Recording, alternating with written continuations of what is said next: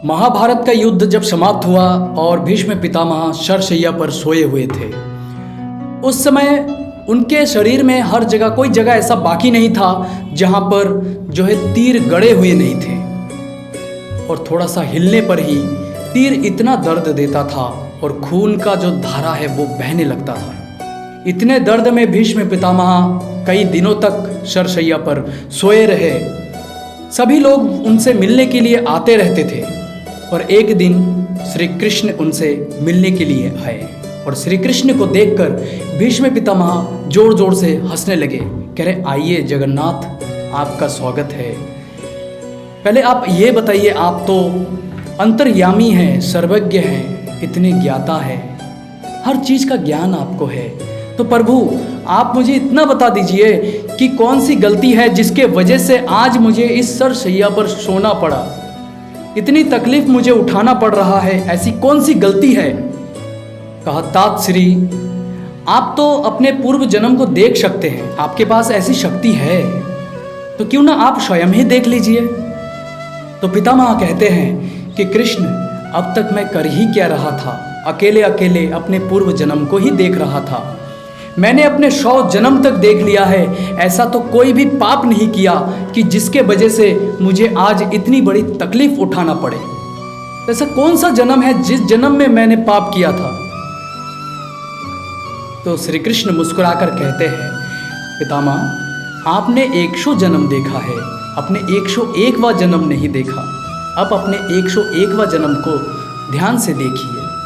पितामह भीष्म ध्यान लगाकर 101वां जन्म को देखते हैं और उनको दिखता है कि उस समय वो एक राज्य के राजा थे और अपने सेना के टुकड़ी के साथ कहीं जा रहे थे। पर मार्ग में एक सर्प जो है लेटा हुआ था। भीष्म पितामह ने सोचा कि अगर सैनिकों की टुकड़ी इस सर्प के ऊपर से गुजर जाए तो ये सर्प मर जाएगा। उन्होंने एक लकड़ी का टुकड़ा लिया और उससे सर्प को उठाकर झाड़ियों में फेंक दिया। दुर्भाग्य से वो झाड़ी कटीली थी, उनको पता नहीं चला। पितामह भीष्म वहाँ से निकल गए और वो सर्प जो है कटीली झाड़ियों में तड़प तड़प के मरने लगे। जितना वो सर्प उस झाड़ी से निकलने की कोशिश करता, वो सर्प और ज़्यादा फंस जाता। उनके शरीर से खून जो है वो निकलने लगा और वो सर्प अंततः उसी झाड़ी में मृत्यु को प्राप्त हो गए। तो भीष्म पितामह श्री कृष्ण से पूछते हैं कि प्रभु, आप तो जानते हैं मेरा तो मनसा ऐसा नहीं था, मैं तो उस सर्प की रक्षा करना चाहता था, अनजाने में ये भूल हो गई। पर अनजाने में हुई भूल की इतनी बड़ी सजा। तो श्री कृष्ण कहते हैं, कर्म तो सबको करना ही पड़ता है। आपने जो कर्म किया है और उसका जो फल है वो आपको मिलेगा ही, भले ही आप उसको जानबूझकर करते हो या अनजाने में करते हो। अगर अनजाने में आपको कोई भलाई का काम करते हो तो उसका भी पुण्य आपको मिलेगा। अगर अनजाने में किसी चीज़ का नुकसान हो गया, किसी को मार दिया, तो भी उसका आपको दंड मिलेगा ही। क्योंकि अनजाने में अगर आग को हम छूते हैं तो भी वो आग हमारी हाथों को जला देती है।